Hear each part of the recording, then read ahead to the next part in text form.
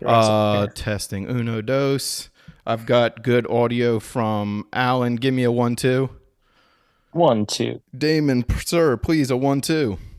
1, 2. And Sifu as well. Chad, 1 2. 1 2. This is going to be confusing tonight, Smafcasters. I got three Sifus in front of me. It's usually Sifu Alan, and I just do that with people. And tonight I've got lots of Sifus in front of me. We have Alan, of course, Alan Venable from the Saber Martial Arts Foundation, Phoenix Saber Academy, and just an all-around good guy. We have Sifu Damon Honeycutt as well. Sifu, would you give yourself a quick introduction, please?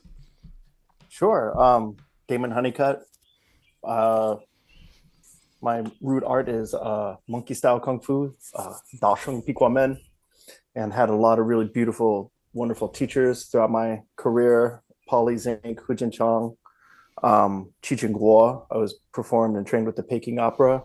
I've done saber combat for a very long time, starting back with the NY Jedi in 2006, and now work a lot with Darth Anonymous, Sifu Chad at TPLA, Perfect. and we're doing a lot of beautiful stuff together. Yeah. Yeah, and of course we're gonna jump into all of those fun things you just mentioned, and I appreciate this is gonna be great today. We got some OGs on the podcast today. And Sifu Chad, Darth Anonymous, as you are known far and wide, give us your quick intro as well, please, sir. Well, yes, I am Darth Anonymous, the head of Terra Prime Light Armory. We've been in it for about 12 years now, going on 13. And yeah, I'm also from a Chinese background. That's part of the impetus for the whole thing. So we've been developing it as a sport, and yeah, and here we are. Awesome. I mean, this is really cool for me. I was talking to Alan earlier. I was like, man, it's going to be neat to have some people on the show that have basically been doing this as long as we have with the lightsaber stuff. It's been a long time. I'm sure, Chad, you said you've been doing Terra Prime for 12 years, but that's just the YouTube side of it. I'm sure just being the nerd as you are, you started doing martial arts with your lightsaber a long time before that, and same with you, Damon, as well. So let's just start out a little bit, and we'll go in reverse order this time. We'll start with Chad.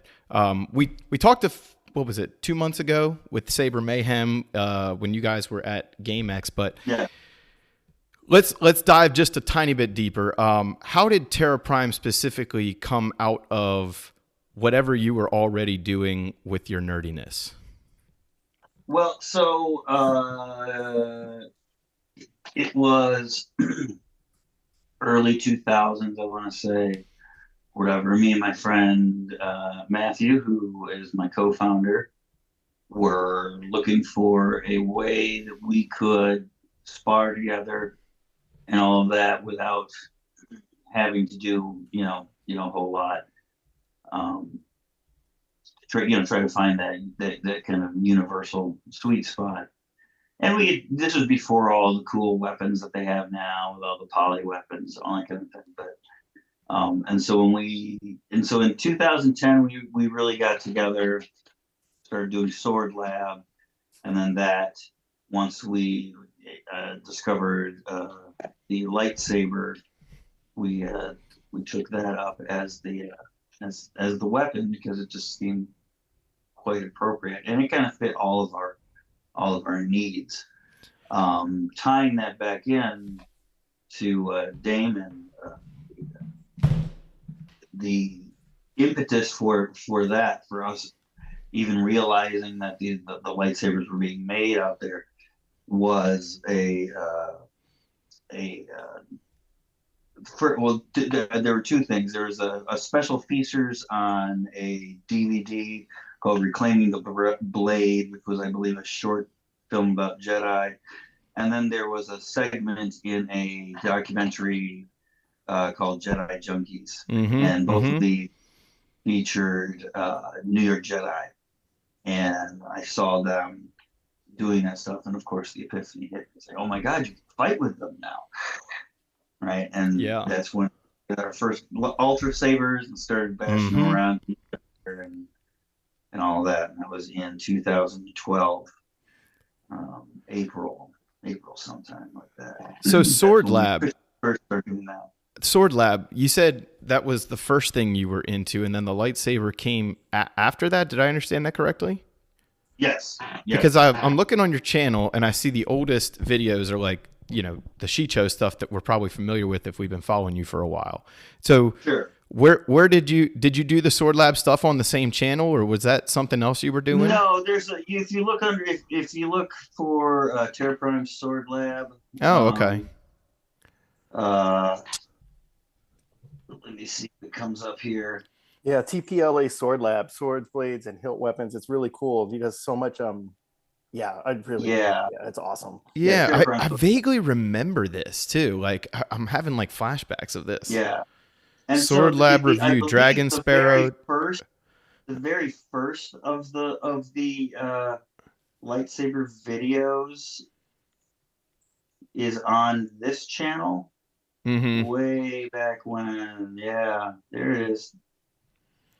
Yeah, I first started putting this stuff on this channel, and looks like 2012. Yeah. There's my old student Ben who would do all the Ataru stuff. All that kind of thing. So yeah, that's where it started, and then we branched that out. Okay. Very cool. That's a deep cut. I didn't actually realize that was the predecessor, but I do vaguely remember these videos as well. Like, and Alan, you can attest. That's always something that we've been super interested in. Obviously, is how do you take this stuff that you're already interested in and make it mesh with the other stuff you're interested in, and everybody gets along at the party very well, right? Like, you know, because Batman and Wolverine might not always get along at the party well, but lightsabers and swords always get along at the party well. Mm-hmm. So absolutely. Sifu Honeycutt now. Let's talk a little bit. You mentioned New York Jedi at the very beginning, which at this point in time, I hate to make, you know, like to date all four of us, but I feel like not that many people listening might remember New York Jedi, but maybe I'm wrong. They're still kind of in existence, but why don't you take us from your experience with New York Jedi up through now with TPLA? Wow. All right. I know that's probably quite a journey. No, it's good. It's so 2006. Yeah. Is when I met Flynn. Okay. And so that's 18 years ago, right? Wow. And we met on a film shoot, and he was telling me this thing he was doing, and there was the Halloween parade, and so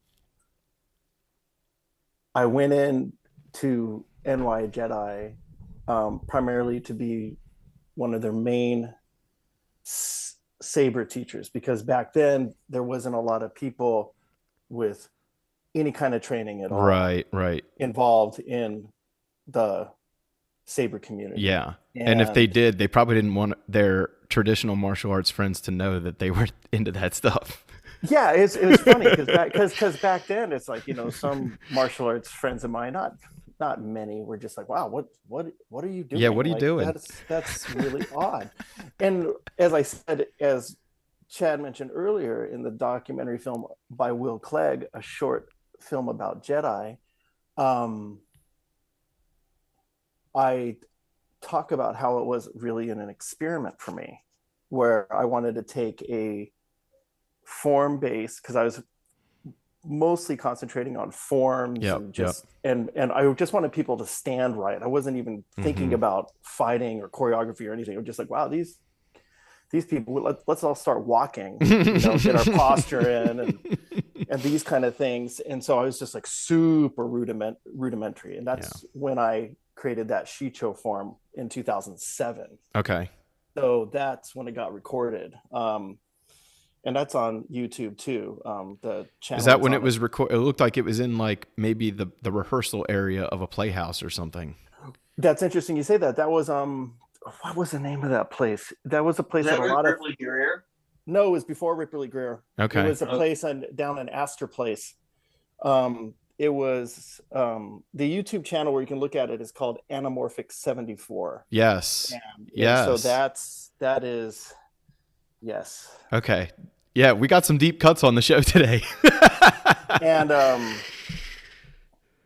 you know, and so you created the Shicho form in 2007, and that's correct. What happened then? Because we all kind of know what happened then, but some people might not be familiar. Well, what happened then is it's kind of, we got interviewed by Wired magazine. Yep. That was a nice one. And we with the creation of that form, those of us that have martial arts experience all decided to take on a couple forms. Like I wanted to do Shicho and Gemso, and only finally actually really working with Chad has any reality of Gemso. It's taken that long for me to formulate an idea of what I really wanted it to be. Sure. And we can go into that later, especially with Chad and I bouncing back and forth about how we share a similar sword form. I love that. Share a sword form. And I guess it snowballed. But the thing is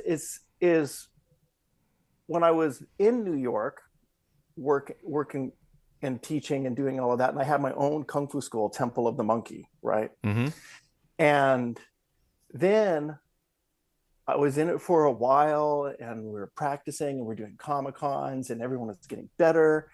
But the main thing is I wanted to take the value of my experience in martial arts and put it in a different worldview. That was my major mission, which was obviously successful because that's what we all want to do.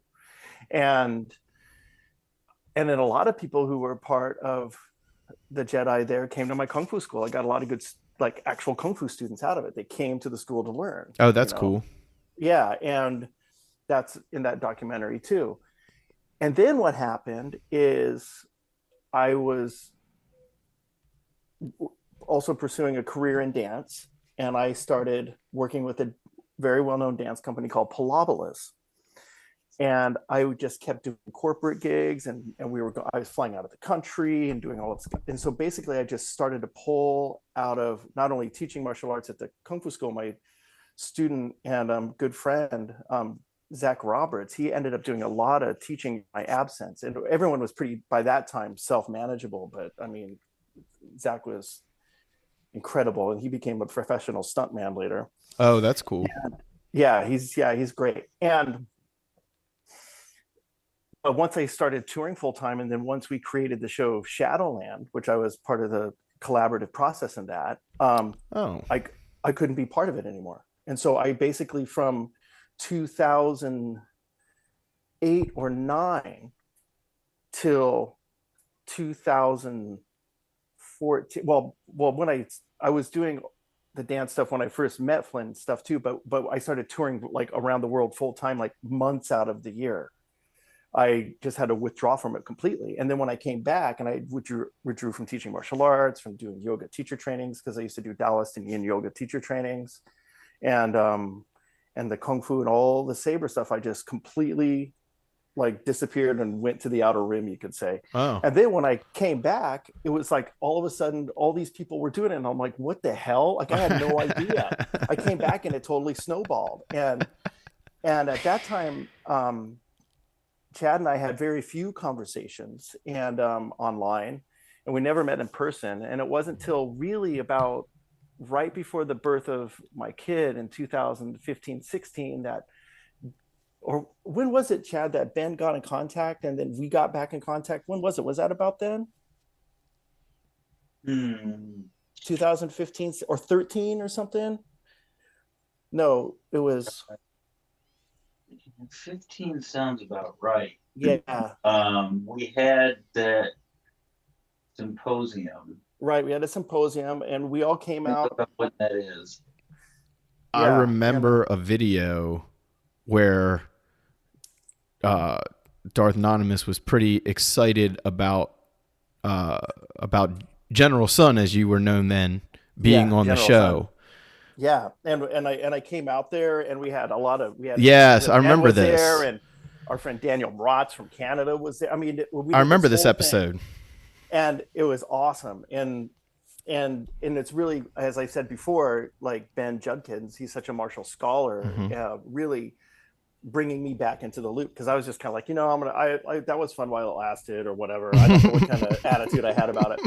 But then once Chad and I got to know each other, we realized how much martial arts we shared, like in similar styles, similar teachers, like cross-pollination of how we do things. It was just like, it was great. And the collaboration's been awesome ever since. And we have really great conversations. We inform each other's art, and it's nice to return to the Saber world with that kind of relationship, because then it's like I have a colleague of equal skill, Sure. where I can be like, whereas in NY Jedi there were people of equal skill, but it was primarily I am teaching, or those of us are teaching a group of people. With this, it's like we do that too, but it's also, if we have questions about things, it's a kind of like, it's a kind of more masterful experience. Yes. And so, it's good. So I guess that's it in a nutshell. Yeah. I mean, so I just looked it up. The symposium that you came over here, which really kind of ushers in your involvement here, was, get this, 2019. 19. Really? Yes, COVID has right. COVID has totally ripped a hole. Wow, it really has ripped a hole in the time space continuum, so to speak. That is wild that it was that soon ago. Yeah. It feels like forever and a day. So I remember it was in April. That's right. Marcus was 3. My son was 3. That's right. Wow. But you had spoken before that. I feel like just on forums. Okay. Well, maybe just on forums, and maybe a couple through chats, or something like that. But no deep conversation that. But Chad, let me bring you back into this, because I feel like I remember as well, because look, I mean, Alan and I both, we've been following the channel for a long time. For a long time, it was one of the only channels that people like us saw other people like us on. So yeah, we've been following you for a while, and I feel like maybe you had credited him with some of your Shicho stuff before, or with some of the influence for your. Is that correct? Prior to that date, Damon's Shicho form is the first one ever created. Right now, my form is not related to his, but right, they are different. Yeah. Yeah, but he's the one that made that formed the precedent for the forms of the lightsaber community. So, I mean, it's not like they're incompatible or whatever. Because one thing about our system is that our system is more descriptive than prescriptive. So it's a matter of like basically parsing out the things that we know are common to everybody, regardless of style, regardless of what have you, and then you can kind of just like throw them into either thing, and that kind of falls into with how we're creating Dulan competition rules over here. By each of our categories for the forms, we'll have a specific set of criteria. You can use any form you want. Sure. To go into any of these categories, but as you know, when you read, it'll say this is what your form will be judged on. And if you're talking about Shicho, if you look at both of our forms, they're all about basics, right? So you've got your basic work, your basic blade work. There's nothing ornate necessarily about it. We're both from the same background, so they both do, and it's called different things in different art, but it's kind of common to all Chinese arts, which is the first thing you usually do in anything is like you kind of like do a cross. So you do your vertical strikes and your horizontal Correct. strikes, and Mm-hmm. everything like that. So that they look very similar because there are similar origins to Yes. Well, even my own, it's not based on primarily Chinese principles, but mine are the same thing. Like you start with the vertical and the horizontal. Footwork as well. Basics are basics, and so like exactly. basics, Jimengong. I mean, I think it's hard.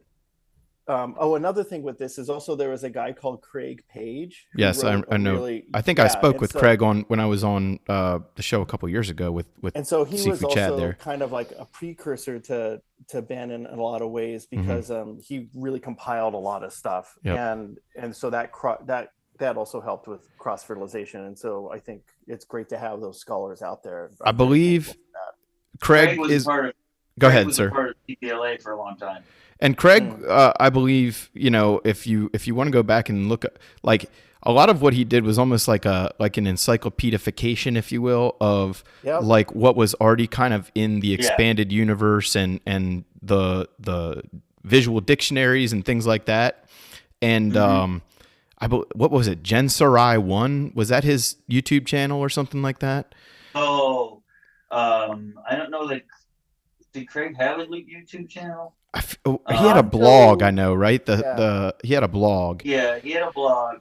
He had a couple of blogs or whatever, but mainly it was the paper that kind of gave him his claim to fame. I believe that stuff's still on YouTube as well, though, for anybody that's like now going through as they're listening to this, going through the YouTube annals, if you were annals or whatever, however you pronounce that word. If you're going through there and you're searching this stuff, you can probably find that stuff as well. And it's probably not not too many clicks from the TPLA content. Well, it's actually, so we've got tons of live shows that have Craig on. That's true. Yeah, that's true. All really great details. So anyway, Alan and I, we've been, very interested in people who treat the lightsaber like a lightsaber, of course, which you both do. And that's kind of what I want to get into next is how... Hey guys, I'm sorry to interrupt here, but I have to run an errand for a couple minutes because my dad just came here. He's with family. So go ahead and talk, and I'll be right back. I have to help him. That's okay. Okay, thank you. No problem. Actually, I'm going to mark the time on that. Just in case. So anyway, what I was going to say is we've been very interested in people who treat the lightsaber like a lightsaber and treat the martial art of the lightsaber as if the lightsaber was really the way it behaves on screen. So maybe this would be something for both of you guys to kind of tackle together. How does like your previous... How did it start informing your use of the lightsaber, your previous martial arts backgrounds? Either one of you. Obviously, that's the content in which you go for it. The lightsaber is an analog for swords, so you go back to your sword stuff. Was it strange though, like the 360 blade or 360 edge concept versus the having a true edge, false edge? So those concepts like the 360 blade, the that kind of thing.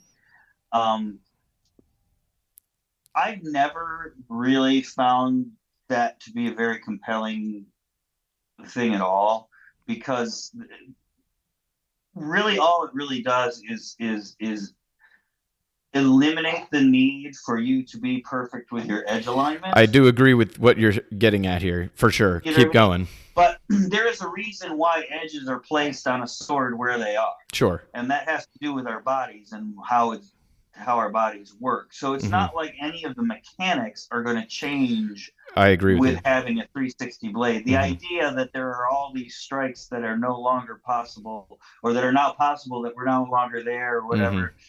All right, I'm back. Largely overblown, I think, because even like some of like the rappy shots or anything like that, you can do with blades. Sure. And there are flat uses of the flat of the blade or a dull spine of a blade as well as an edge. And I kind of baited you by asking you this question. I know. But I think the reason I kind of baited you is because something you both are we asking the 360? Yeah, we're talking about the 360 degree edge. Gotcha. Yeah. Okay. And how prior martial arts experience maybe informed or and we're kind of unpacking. We're at the point where we're unpacking. But the reason I kind of baited you is because I feel like sometimes people either pigeonhole themselves into the techniques they know, or they maybe like think there's like this whole Barney bag that they have access to and they don't know how to sort it out in their minds. Like I'm talking about people who are maybe trying to formulate their own curriculum or their own school or their own system, or even just training at home if they don't have people to train with. So I don't know, riff on this concept a little bit. Prior martial arts experience too, though, like in Chinese martial arts, how important are stick weapons? Because that's very much the same thing as like a 360 edge concept. Yeah, I mean, stick weapons are obviously key. Even as far back as the Ming Dynasty, people have written about them as being, like they call them, the 4 books or the 5 book, whichever. I can't remember how many books. But anyway, basically the classic Chinese literature that every scholar must read, and all that kind of thing. And it was considered to be, if you know stick, then you can learn any weapon. Okay. Because essentially, all weapons are based on a stick. There's some. Basically, what is a sword? It's basically a long metal stick with sharpened edges and a handguard. Yeah. That's it's kind of a common thing. But as far as like I mean, how do you create a curriculum out of that? I mean, what I did, Chinese martial arts is very rich, and Damon can comment on this too. Especially with weapons. There are traditions that have like all of these things kind of like packed into them, and a lot of these things sit unused in these styles because there's really no use for them anymore, or whatever. And you can kind of like bring those things out. And my style of Chinese martial arts, Ma Shi Tong Bei, which is a pretty famous style, which combines several methods. And it uses the concept of Tong Bei, which comes from the Ming Dynasty, which means through cultivation or through all of this. And basically the styles of martial arts that they pick all focus on one area or other of physical development, right? Okay. That can be applied to athleticism in general and to combat specifically. Okay. So that's the impetus that I came up with for their prime system, which is a system of progression that utilizes all of these basic things, but stripped down to the point where they're not reliant on the baggage of whatever style is coming from, like Oberhau or whatever come up. That's why I like using in universe names for these kinds of things. I noticed that about especially your older stuff, right? So especially your older stuff. Why you don't want to just call it Oberhau? It's like, well, then you're not doing Lifesaver. Right? Yes, correct. That's a big thing that Alan talks about too. Like, if I called it, Metza this or Uber this or this and that, it's no longer doing a lightsaber thing. Yeah, it's like I and one of the things I like is I like immersion.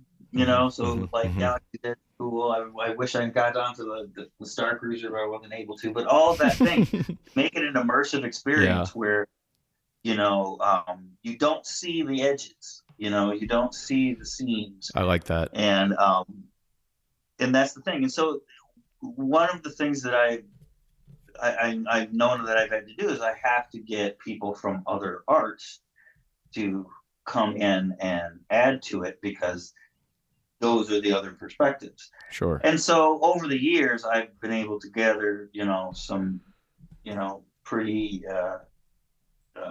good and bright people from all of this stuff. And so we've had a whole lot of really, really expert input on everything in it. And it's grown over that period of people coming in, like Damon, like Ben, and all of that, and adding their own thoughts and all of that into it, and making sure that this stays kind of universal, and we don't get into it.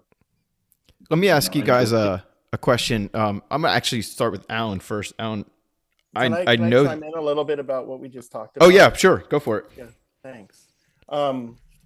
It was interesting that you said how people would pigeonhole themselves, and they often do that. And I remember when we were in LA, one thing that we talked about was people using their skills with technique and not about technique. And I think that's where it becomes a pigeonhole. It's just like, oh, well, even in swordplay, people say like, oh, you only have to block this way or parry this way or something like that. And those are great. And I love all this theory and kind of talking like that. But when you're in the moment, you just have to like have the intent to work if you're so in your head, then as what Chad said, the immersion of the skill, the embodiment of the skill, that's the most important thing. And when people are creating systems or creating ways to take what they know and pass it on, oftentimes the best way to create is to constrain yourself. Like you can see a lot of people when they put out, and I rarely criticize things when I see them because I want people to express themselves. However, I'm going to be a little critiquing today. When I see people put out a form that's basic, it might be basic for their personal practice, but their professional teaching practice, it might not be accessible. Interesting. So that's the thing. Yeah. So when I personally practice, or when, let's say if Chad and I are having dialogues about something, we're practicing as like, an expert will practice with another expert, like, like a Western, a gun knows another gun. You're going to or when I was in New York, my martial brother and good friend, Alex Richter, we would exchange technique, right? He would teach me some really great Wing Chun that he learned, and I would teach him some funky style, very different styles, but we were both experts at what we did. And so we had a personal practice, but our professional practice is different. And I think that's one thing that I think doesn't get addressed a lot. This is kind of leading into the sort of questioning that I wanted to get into. So that's good. I'm glad you chimed in because you're sort of steering the ship for me now. So what I wanted to kind of talk about was prior martial arts because all three of you guys are kind of known for your Chinese backgrounds, your Chinese stylings, but like, I'd like to hear from all three of you, what else informs you? Like Alan, I know you had training before you even got into Kung Fu. Yep, I did. So let's start with you, Alan. Give us a quick laundry list of some of the other things you did prior to getting into your primary thing, which is the Chinese. So I started like most people do in the United States with Taekwondo, and then got into some Hwarangdo. I did some capoeira and Aikido, and I did a little bit of Shotokan karate as well. And then I started doing Kung Fu. So how old were you when you got through all of that to Kung Fu?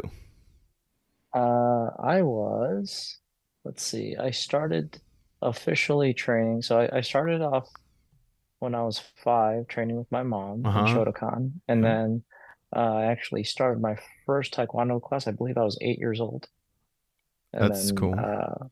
Between the ages of 8 and 18, I went and did classes and seminars as a kid and a bunch of stuff. And then when I got to Kung Fu is really where I got to play with weapons the most. And that's kind of what drew me. And you were a young man at that point. Yeah, I got my first degree black belt. I was 21. So your physical martial arts were probably informed well before you ever got to the Chinese style. Right. Interesting. And So then, yeah, a bunch of open hand stuff and a bunch of body mechanic stuff had already been, the foundation had already been laid. yeah, And then, but I've always loved weapons and stuff. yeah, So a lot of blade work and things like that were always like, especially as a martial artist, you play around with, everything is a sword. yeah. And so you, you know, Drives my much like, wife insane. yeah, Oh, most times most times it was like, hey, we're doing Taekwondo. Here's the Taekwondo staff form. And I was like, well, that's cool, but check it out. If you hold it like this, it could be a really long sword. hmm, hmm. So most of my experience in martial arts has been unarmed, but my passion, I guess, would be in the weapons. Sure. So then let's go on my screen here again. Back to you, Damon. Same question. Like, did you? I don't think you started in the Chinese styles, did you? No, my first art was Danzanryu Jiu-Jitsu Interesting. at the Medford Judo Academy, and that was one of the oldest dojo on the West Coast. It was formulated in 1960, Wow. and it was $15 a month, and they were not profit. And the mats were basically tarps with sawdust underneath it. Yep. That My sounds sensei, he's about Shihan right. now. Actually, I'm going to go, since I'm in Oregon, I'm going to go visit them towards the end of the month. Oh, I always cool. go back home to my root dojo. And I studied with them for a good decade. I started when I was 11. Okay. And I never got a black belt. That's how Interesting. hard. Well, that's because that school trains you Yeah. like Yeah. old school, right? Yeah. I think I NIKU or EQ. Yeah, NIKU. Second brown is the highest I got, and that's fine by me. Yeah. You That's know, still pretty high up. yeah, and so Sensei Nolte and Sensei Troy Shihorn. That was my first art, and then from there I went into Kempo Karate under a man named And Michael that's my Boyce, primary background. right? And also his teacher was the Speed Man, Dr. La Tourette, who a lot of people have some interesting opinions about him, but it was Yes. interesting to learn from them. Then I did capoeira with Susie Greeley, and her partner Paul Greeley is the yoga scholar for Yin Yoga. The functional, and I studied with them for years too. Oh, interesting. And they wrote me the letter of recommendation to study with Paulie Zink. So I had to have a letter Oh. to study with Paulie, and then he had me watch class for like 4 months before I was allowed to take it. And Huh. then I show up, and he's like, "Oh, show me what you've learned." In his voice, "Oh, show me what kung fu you've learned." You'd say, like as if I was practicing outside. So like really old school teachers. Yeah. I offer, and then after training with Paulie Zink, and what was good, going back to Danzanryu, we formulated a relationship with Aikido of Ashland under Sensei Michael Friedel, and we would exchange knowledge a lot. And that's where I started Sure. really get into like a lot of Japanese sword work. Okay. And, Okay. yeah, Yeah. Some and so people don't that realize that Aikido does have a lot of sword work. yeah, and I also just watched tons of Kurosawa films as a teenager. Oh, there you go. Like yeah, and I performance modeled my Japanese sword technique after Toshiro Mifune. I'm not kidding. Like Okay. as a kid, I would just like watch that and be like, oh, look at that, look at that, look at that, Hmm. and then I go practice, and all the knowledge I had from both schools, and then after Poly, I got into the Peking Opera, and my teacher there was Chichen Guo, and he spoke no English, and I spoke no Mandarin. So So there we you had to go. yeah, so we had to communicate that, and of course that was, I paid my teachers handsomely, but they didn't demand it. These were not commercial or professional schools. They were professional, but I guess they weren't commercial schools. They I weren't just understand what you're dojos. saying. It was old, This was not and your then strip mall, bring your kids after no. school. And the dojo, the Medford Judo Academy, burnt in the Oregon fires a few years ago. So that was sad for all of us That is in the sad. whole martial arts community out here, and it couldn't be rebuilt because it was there for over 60 years. I So do mean, they still teach the style? yeah, they still teach the style. They have a place where they rent out and they do it. Okay. Good. Right. Good. And then after the opera, I went to Hu Jinchang, two-time all-around wushu champion of China, and I moved to the East Coast to study with him. Like I packed everything in a Okay. bag, and I slept on the floor, and I worked at Starbucks, and I trained, and Interesting. so I was super kind of Ronin status. I really followed my bliss when it came to martial arts. I wanted to find the best teachers that would help me express myself, and I went to Hu Jinchang, and that's when I met Yu Chung Hoi, and that's where Chad and I, we realized we share a similar form through that influence, and we share that exact form and Yu Cheng Hoi's sword form, and so there's a lot of really interesting, you know, expansion upon expansion upon expansion. But I've never been one to be like, except for when I had Temple of the Monkey in New York, wanted to open up a really big school. I've always been just a small group of students, and because that's how I learned. So now let's take this to you, Chad. You mentioned that you had definitely involved yourself in other stylings as a result of doing what you do, but did you have things prior to the Chinese stylings, or was that your basis? Well, so yeah, I don't have any other experience other than Chinese based. I would argue at this point you probably do. Well, so I play with other people. Yeah, exactly. Right? And you can obviously learn from other people, but I cannot honestly say that I do any of their training or style or whatever. I might be knowledgeable about it. I may, have a little experience with it and stuff like that, but I could never say that I have any expertise or any real knowledge of it. It's just, But that gives you a different perspective, I would argue, because I'm kind of similar. I wouldn't say my only lens is Kempo, but that's because, kind of like Alan had mentioned, and I believe Damon said as well, that like my Kenpo teacher, he just brought anybody in anytime that he thought they had some valuable information. So I was taking lessons, so to speak, with all but like I never earned a belt in another style than Kenpo until just 3 years ago. I finally started earning my sashes in Iron Tiger Kung Fu, which is the style that I'm working in now.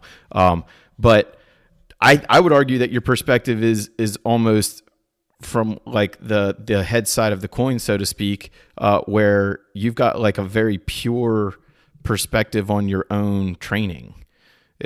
Well, am I making myself clear on that? So I started way back when we were in college in the 90s in Chicago. A guy named Will Diaz. In Taiji. I don't think I've ever been interested in any other martial arts other than the Chinese martial arts, because I got into Chinese martial arts very young from movies. But they're so rich. There's so many of them. It's not really a detriment. It is MMA in and of itself. Like I said, it's not going to be anything that deep with me. It's literally I grew up with Kung Fu theater. And 5 Deadly Venoms, and that stuff is still cool. That stuff is still cool. So anyway, when I would come, obviously go back and forth between Chicago and home, which is in Ann Arbor, and I would study with my next principal teacher. And my main kind of teacher, Gabriel Chin, who did Yang Style Taiji up here, and he was very old, so obviously I couldn't learn things directly. There are some things I could not learn directly from him, so I would have to go out, all of that kind of stuff. But he pretty much really formed the basis for all of my learning. Going forward, and he was another one. He would always encourage me to go spar with people from other styles and all of that. And he actually actively discouraged me from doing anything with other Taiji people or other people in the Chinese martial art. And I asked him, and he said, they can't fight. So there you go. And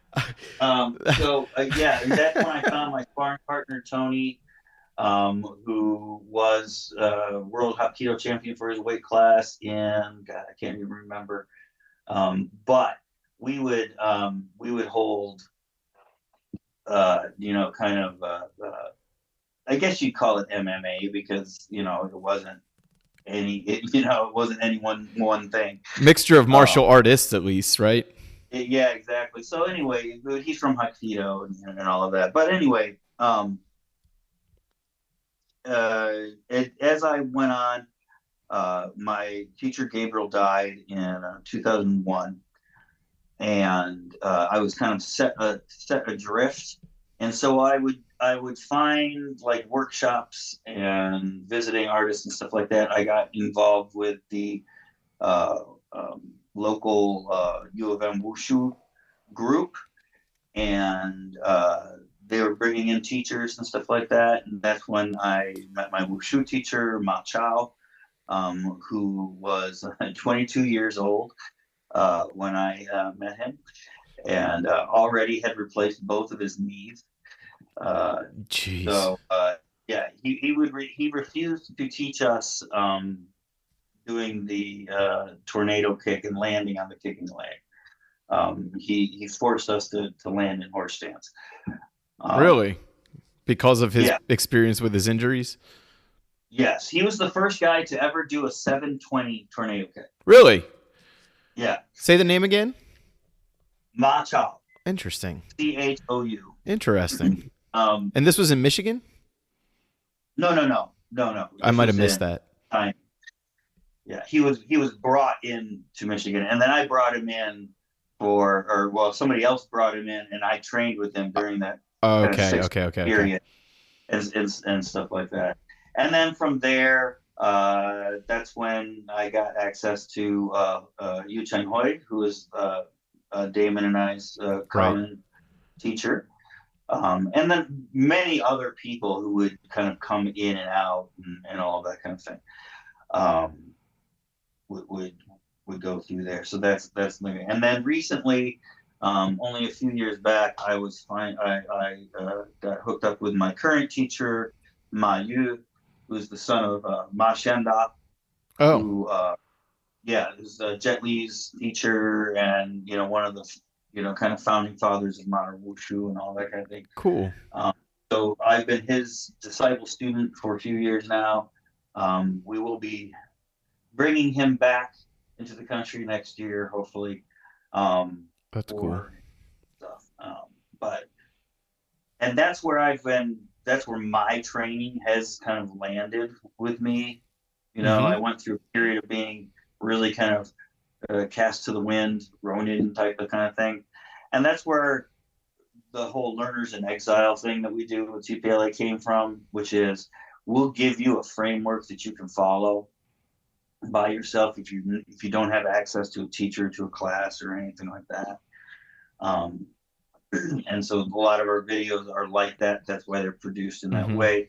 We're not going to be telling you necessarily how to do flips and all that kind of crap, but we hopefully got good footwork videos and good good videos that can help people avoid injury and help them get what they want out of the sport, as it were.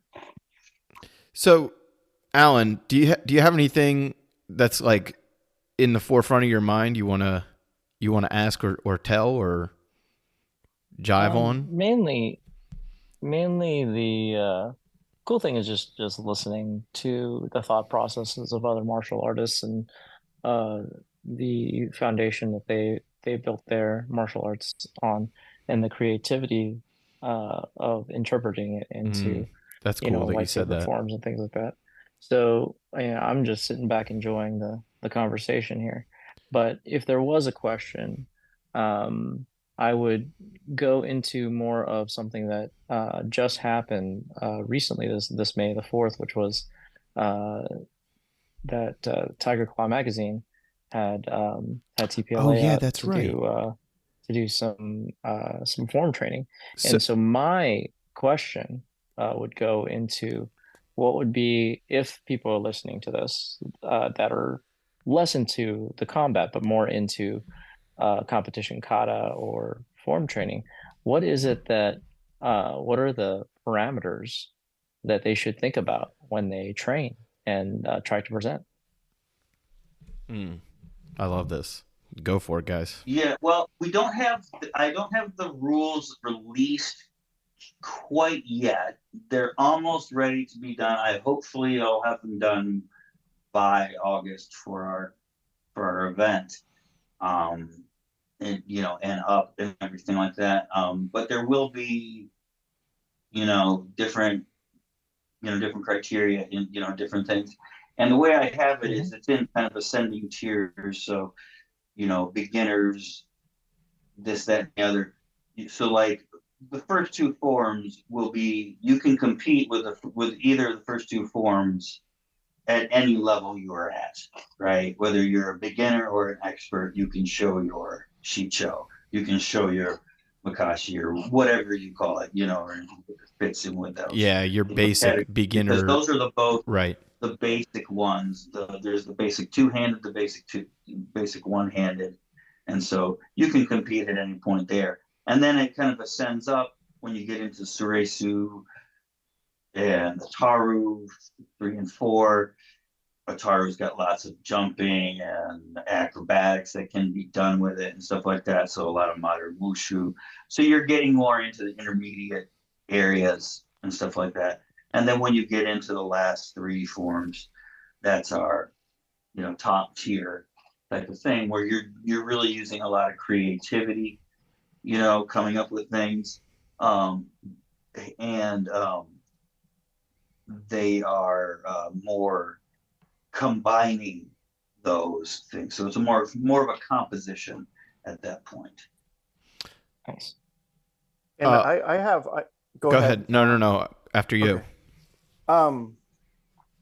Is a whole general thing. Alan, that's what I was gonna say, Dave. And I think on a general level too. I like the rule set idea, and I want to come back to that too. But I want to talk general too, Damon. Cool. So it's I think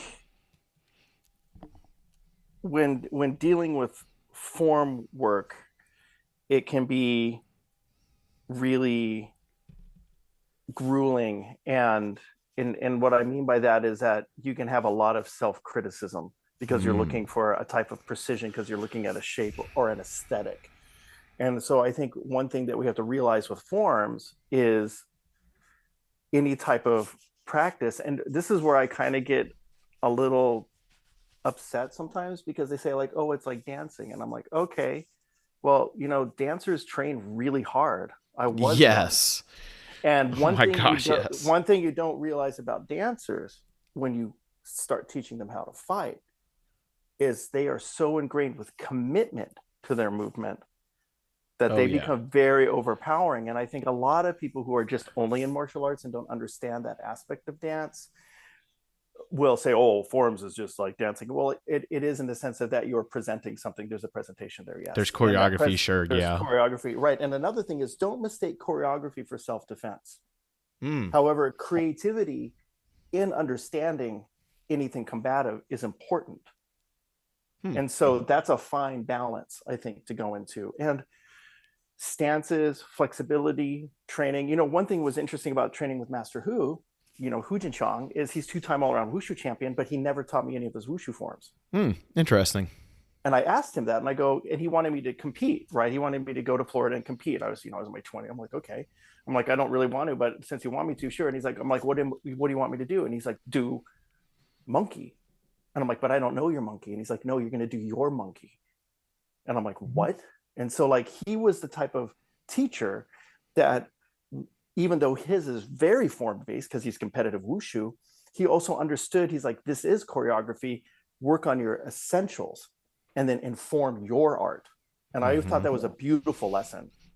And I think one thing that's really important to note, and this is something that we have taken from the very beginning, and that definitely is informed by my Chinese background, because as I explained to people, I am far more primarily a fighter than I am a performer in the martial arts realm, right? Like, yeah. So I'm always kind of coming from that perspective. I will admit I have that bias. I agree with you on that bias as well. But the thing about it is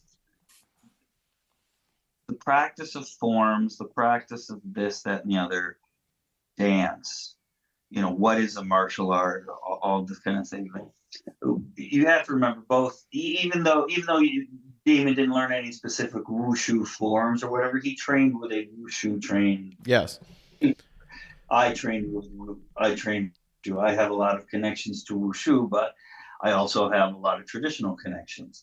And the thing about it is that there's a lot of traditional stuff in wushu, and wushu and traditional martial arts can coexist, should coexist. And the performative aspect of martial arts is not completely foreign to fighting, for one thing. And second of all, you look at dance, you look at gymnastics, you look at martial arts forms, you look at wushu and stuff like that. So I have always said this. The only reason wushu people can't fight is because they don't. You give me a wushu athlete. True. Yeah.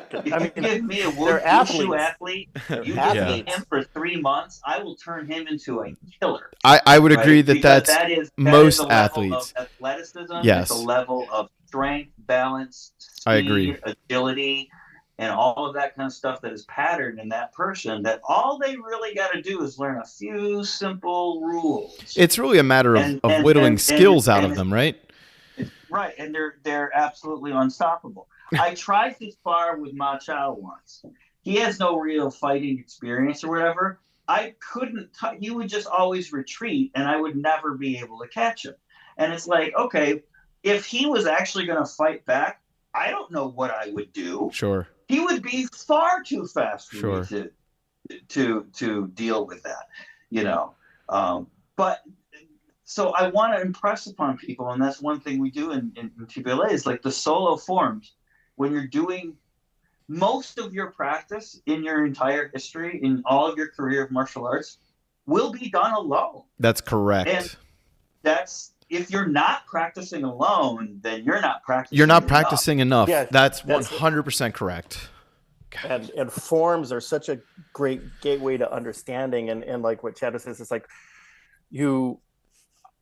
anyone who practices forms or any type of movement that's presentational at that level of athleticism, they are just making a choice to do that. Once they make a different choice, they're going to apply that focus. And so that becomes again, focus, what you choose to do, what you want to do, what you want to express, right? And that's where kind of like Chad and I balance it, because he comes from that fighting mindset. I'm a consummate performer and forms person. Sure. And so the conversations we have are really balancing. And that's one thing I appreciate about having conversations with Chad a lot. So I just want to put that out there. Well, I feel like I fall maybe in the middle of that. I grew up, like I started martial arts when I was 4. I had no choice in the matter. My mom made me do it, and I loved it. It always was the thing that got me excited. Even when, believe it or not, Damon, I also have a bit of a dance background that Alan just recently found out about my music background. But I started in instrumental music and treated that like a martial art. And to your credit, Chad, on your last point there, I was and am an okay guitarist. I was and still, when I unpack the thing, am an excellent saxophone player. And it's just a matter of where I decided to focus my quote unquote martial arts energies, if you will, in the music situation. But when I got into dance as an adult, it was really just, again, it was like being 4 again. And my mom or my directors at the time told me, like, you have to dance too. You can't just, I don't have a saxophone part in everything. You can't sing in you got to dance in some things too. And I was teaching music to kids. So like, I had to do that. But I came from that 4-year-old who was forced to learn, short form 1, short form 2, short form 3, you know what I'm saying? And the techniques of self-defense all had these cool names and these specific movements, but also I was forced to put on foam equipment and actually spar with other kids every class, right? And also the like randomized attack and self-defense. So that creativity versus, and I feel like that's not just unique to me. You all probably had that experience, but and I want to make something clear too. Yeah, go for it. That I actually have a lot of performance background. I graduated from the School of the Art Institute with a degree in performance. In Philadelphia? I studied with a person named Lynn Hickson, who's a very well-known performance artist, right? So a lot of my background is informed by performance. I Yeah. understand performance and all that kind of thing. And I can tell you that there are a lot of similarities between fighting and performance. Oh my gosh, And 100%. also, I'm going to say fighting is performance, right? It Well, just is. Well, if Right? you want to If make you're money, there, if you're fighting MMA, you're definitely performing. if right? you want to make you're on money, a literal stage. You're in I was front of just going to cameras. say, if you want to make money, if Dana White, let's just say you get hired by the man, right? If you're an MMA fighter, the ultimate thing you probably want to do, at least to start out, is you want to go to the UFC. Well, let's say you do. You got to be a good performer, or you're going to be on the undercard forever. You're going to be fighting tomato cans, or you're going to be fighting the hardest people in the world and never have a chance to move up the ranks and get better, because you're going to have CTE before it all. Unless you're a good performer, then you get the fights you want or need. You get the press conferences you want and need to make money. You get the sponsorships you want and need. You know, you have to be a good performer, and then you have to go out there and actually be technical in the cage and win your damn fight. But see, here's the thing: it doesn't even have to do with winning. No, it's true. At the end of the day, it doesn't. If you're just winning by just throwing a rear naked choke on somebody and just holding them there for the whole freaking time, every single time you walk and then you're a ring, doofus at a press conference. Yeah, exactly. Yeah, exactly. Who the hell wants to watch you? Nobody. You're 100% correct. And let's take it back to things like kata, because at the end of the day, most people are probably not going to be getting a call by Dana White. Although I wish, if that's what you want, I wish you the best. But let's just say you like martial arts. Let's just say you like lightsabers, okay? And you get involved in some martial arts, and you're kind of like, man, what's this kata crap have to do with fighting? Like, in reality, if you can throw perfect technique in personal practice, like you said, Chad, that's 90% of what you're going to do, maybe more, maybe a little less, depending on where you train. But if you're not doing solo training, you have to. And, you do jab, cross, hook, uppercut. Let's just say you do boxing. You do jab, cross, hook, uppercut. You shadow box in front of a mirror. What are you not doing kata? Are you not paying attention to where your toe is pointing when you throw the cross? Are you not paying attention to whether or not you turned your wrist enough? Like, that's kata in a sense. Okay, they're not going to have you do like, okay, jab, jab, jab, cross, hook, uppercut, turn this way, do this, and then bow. They're not going to have you do that. But let's just say you go to another martial arts school and they have you doing forms. That's not, just because you're learning how to throw a perfect jab and a perfect cross and a perfect snap kick doesn't mean you can't now try and do that in a fighting situation or a sparring situation. You should be able to, because it's not going to be perfect, but you will have trained it perfectly. I don't know if that makes sense.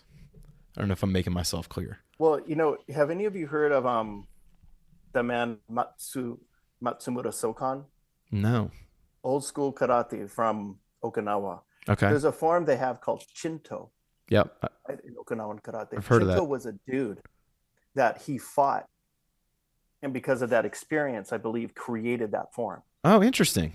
So there's a lot of, I'd like to get Kay's perspective on that, Alan. Yeah, it would be interesting what he thought about that. Yeah. I mean, isn't his style, is his Okinawan correct? I believe it's Okinawan Goju. Yes. Goju, yeah. Cool. Yeah. So, I'd like to get his perspective on that now. He once in a while, and I'm sure you two gentlemen do this, and Alan and I have done this as well, will send me like a video of a kata or something, and he'll be like, you see this? And then he'll send me like another one of a different style of martial arts doing basically the same crap. And he'll be like, totally. Check this out, man. And we have this little mind blown moment. It's always cool when that happens. And I think that's kind of the way we all treat the lightsaber situation. So now, for me, when I really started to put the lightsabers back into my because I teach martial arts professionally, like 3 nights a week now, 4 days a week. I used to do 6 days a week in where I used to live. So that's my job. I'm a karate teacher, so to speak, or that's what the kids would call me, right? And when I started putting the lightsaber stuff back into what I was doing, very much they just wanted to fight. they just wanted to fight, fight, fight, fight, fight. And I was like, you guys all know like the value of kata. You're all Kenpo karate students. You all, like, most of them were green, brown, or black belts because you had to be to do certain weaponry. And like, I think what happened was they had a good balance of sparring and kata in their Kenpo curriculum.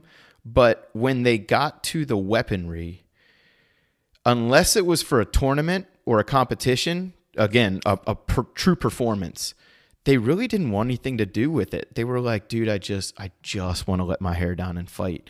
So that's a tricky balance, especially with lightsabers, because most people coming into it don't already have that prior training of the value of things like kata or solo training. I don't know.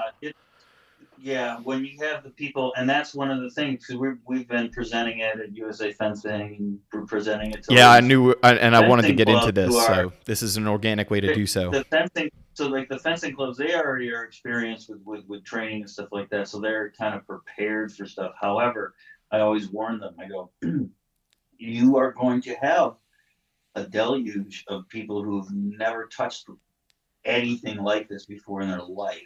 Right. And you got to be able to take them from 0 to hero really quick. I feel like that's more common in lightsaber.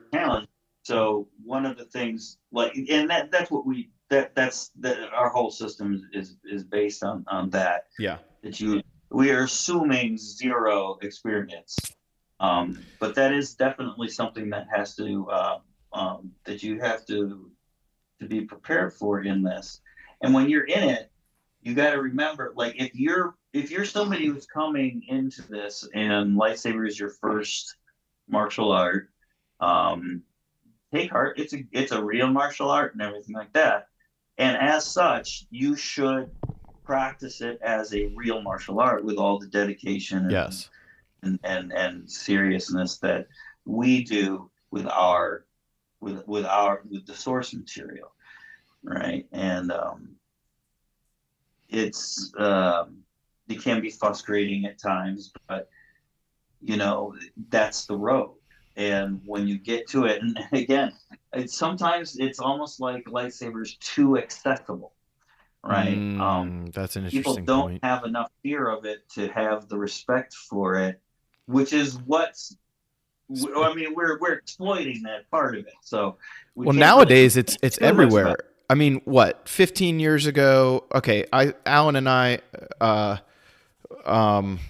we met in 16, Alan-ish, and I started kind of like this word shicho and this word gem and all that, the article Fight Saber in 2002, that's where I started like kind of going, right? But that being, that aside, all I'm saying is, like, people, oh my gosh, something at the end of that spurred me into this. People kind of like don't really expect it to be a real martial art because, like you said, it's everywhere, but it wasn't. It's almost like overnight it was everywhere. It's almost like in 2016, when I met Alan, he was one of the first people I met that was doing the same thing as we were doing. But then within a year of that, I met like 200 other people. And I don't even know if I'm exaggerating about that. And I think, Damon, you brought that up earlier too. It's just like I went to sleep one night, I woke up the next morning, and everybody had an Ultra Saber. Yeah, I mean, when I was in New York in 2006, 2007, and at that time when we were doing things when I was doing stuff with the NY Jedi, there were no sabers, no custom sabers. I was using Eskrima sticks for like 10 years. Yeah, I mean, we eventually the with electrical tape the color of the blade. We just had those LED ones, and those didn't last at all. No, like the toys, like the Hasbro ones and stuff. Yeah. So there was one guy, his name was Bob, I can't remember his last name, and he would do these he would take the technology and make these die cast things and put in these crazy polycarbonate braids. And when I hold that thing up, it's like an artifact from the ancient republic or something compared to the ones they got now. I mean, the ones they have now are so smooth and crazy and it was heavy, man, because it was like all steel. I was gonna say probably steel. Oh my god. And cumbersome and not weighted well at all. I mean, and when we had anything, because I wanted to do Jedi trials back then, there was no safety gear. It was 2007, 2008. We bubble wrapped our sabers and went into the woods and went to town. We just used that standard Century foam dipped sparring gear and hoped we didn't kill each other with a screamer. Yeah, so a lot has evolved, and yeah. But people aren't even embarrassed about it anymore. Like I was embarrassed when maybe not personally, but like there was an era of embarrassment around like wanting to get like a Force Effects lightsaber and like being high school or college age and like having a real lightsaber on your shelf. Like, are girls gonna think I'm cool, or are they gonna hate me?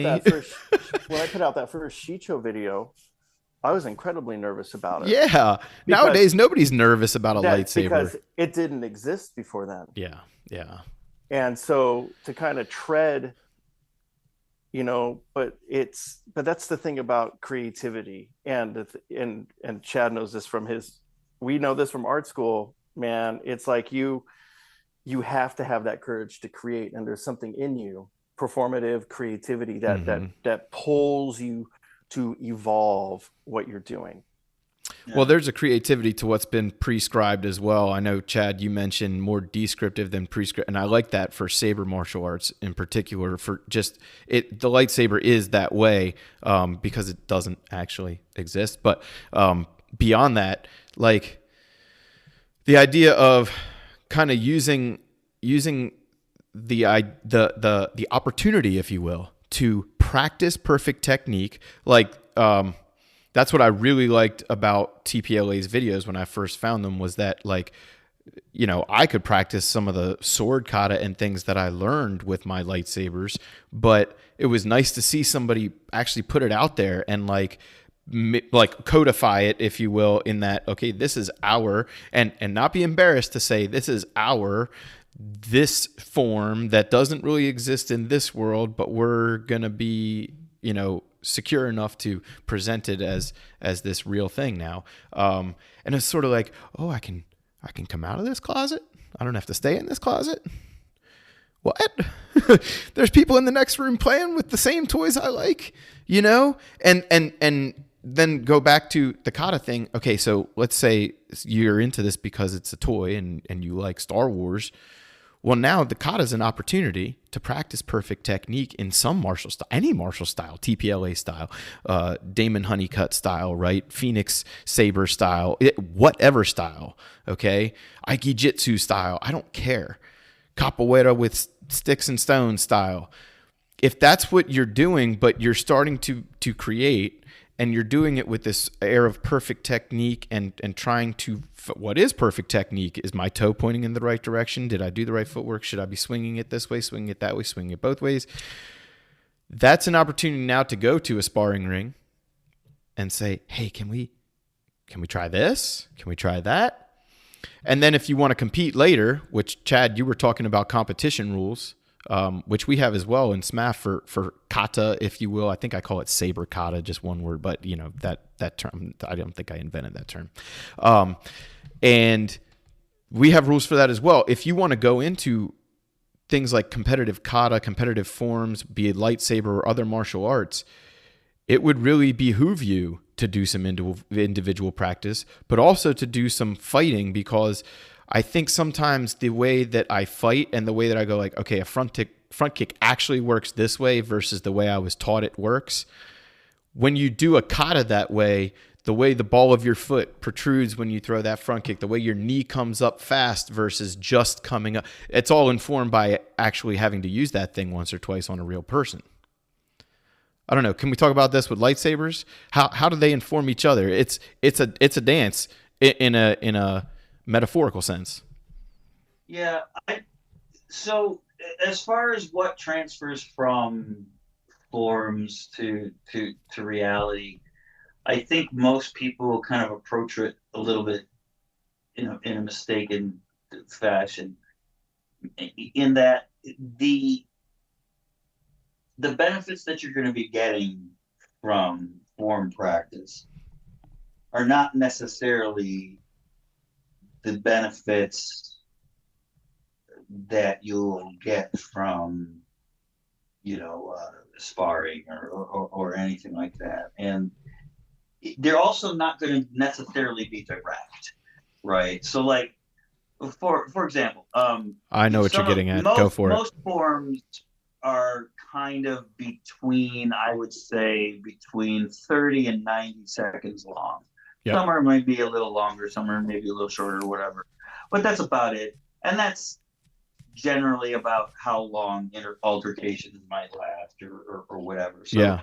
on one hand, you're going to be getting a lot of cardio that's specific for this particular activity. Sure.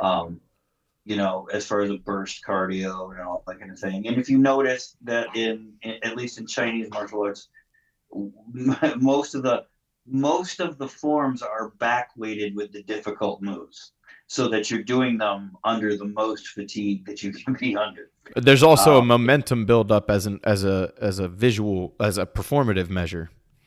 Yes, I mean, yes, there is that as well. But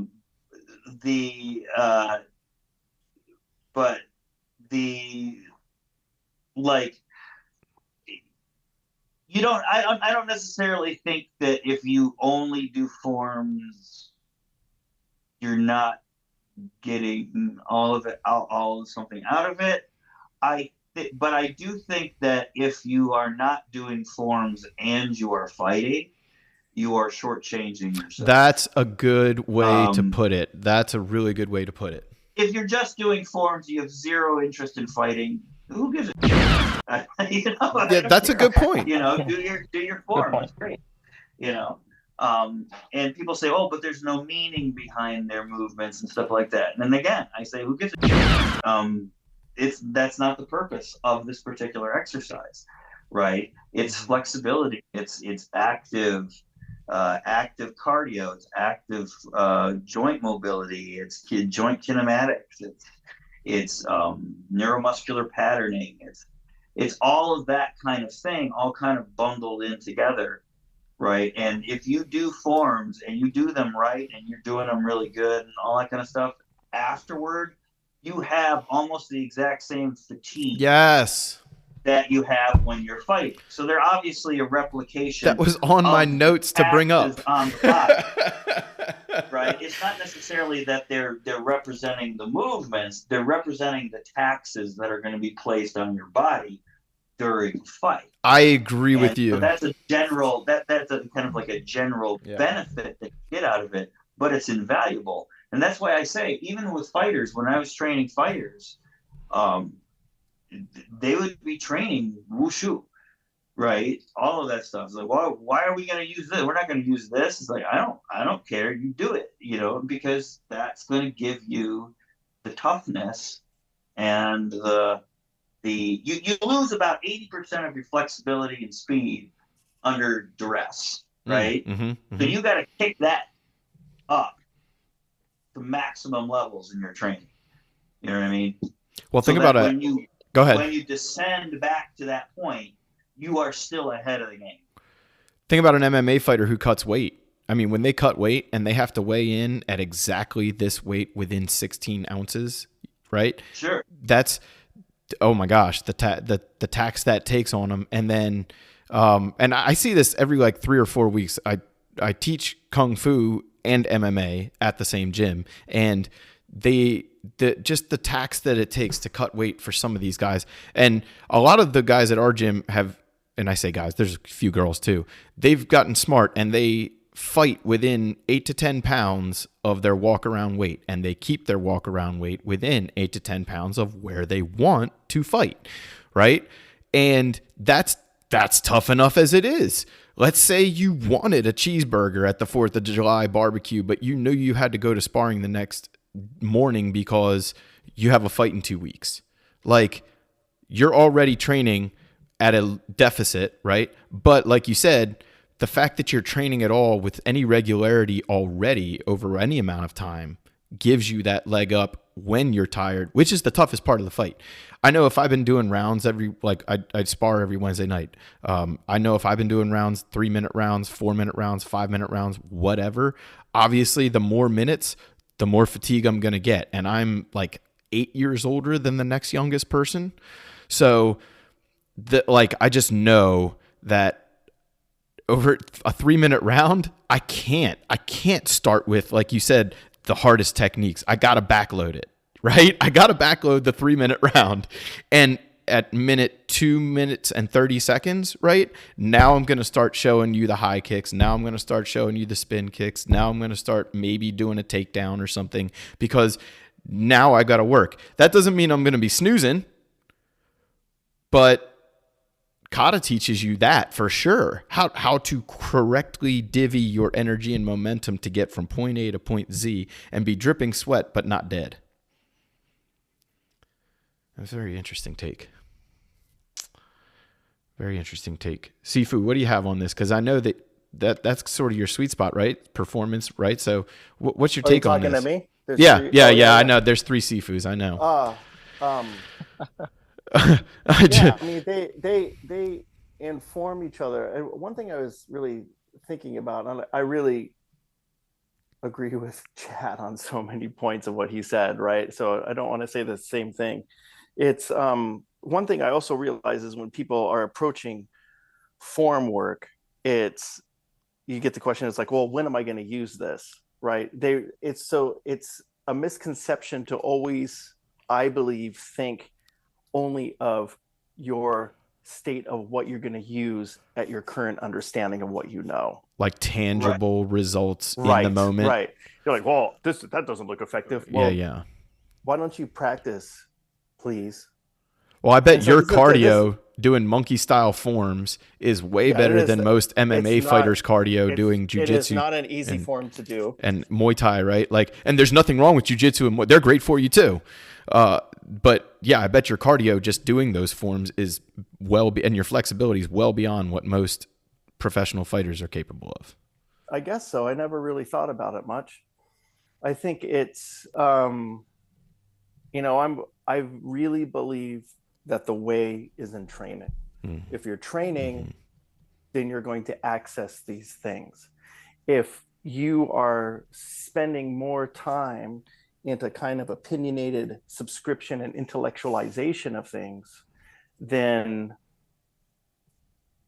there's a reason those of us, when we practice for so very long, use fewer words, because we've embodied so much. To try to put those states of being in language can be difficult. When it comes to forms and fighting, they inform each other, just straight up, period. We could, in any analytics, they're going to inform each other. Yeah. And I think one of the things, I think what you're getting at, Damon, is that sometimes, like, when you're teaching a student and they have to kind of go through this particular lesson, right? And that they're not going to have the understanding of why they're doing doing what they're doing until they finish the lesson. Yeah. And so you have to be able to be like, you know what, you're just going to have to trust me here and just do what I say. And on the other side of this, you're going to go, oh, okay, I get it. I'm not going to steer you wrong. That's a thing that I've said to people many times. Yeah. The practice itself will also reveal these truths, right? If we're guiding these students, the art itself is going to reveal it because you put the time in. If you're putting the dedicated, focused time in the way we're talking about, right? And not treating it like a salad bar, then we're, you know what I mean? Like picking this out because those are the things you're comfortable with. Right. Then we as a teacher know, and we as students have struggled with that as well. That's why we know, is because we were at that. I know I've had numerous times when I was studying with Paul, and it's like, what am I doing? Like I don't think I've ever said to my teachers, well, that just looks useless and I don't think I've ever been that. No, I don't think I've said that either. But there are people out there that like to just kind of speak up that way. But there's a lot of head scratchers in Kenpo. There have been many times where I've been like, okay, so you're going to have to really work with me on this concept. Like, this is, there's a form we have in Kenpo, just a quick aside. It's called, maybe you guys are familiar with it, but in Kenpo, there's 2 names for it. I think it originally came from this Hungar form called Yeah, Panther. Panther set and book set. Oh my gosh, thank you. Panther set and book set, for frick's sake. Yep. Okay, so there's so many times when learning this where students would be like, okay, Mr. Mark, like, what are we doing here? And I'd be like, okay, just, first of all, there's what I've been told and there's what I haven't been told. So the truth is somewhere in there. But maybe you could talk about this a little bit. But like, that's one of those things where it's kind of like, you have to trust me. Like, let's get to the end of book set and then let's start the plumbing. Oh, I mean, I don't, I don't recall. It's been so long since I've approached that. My teacher, Michael Boyce, and my apprentice, who is his son,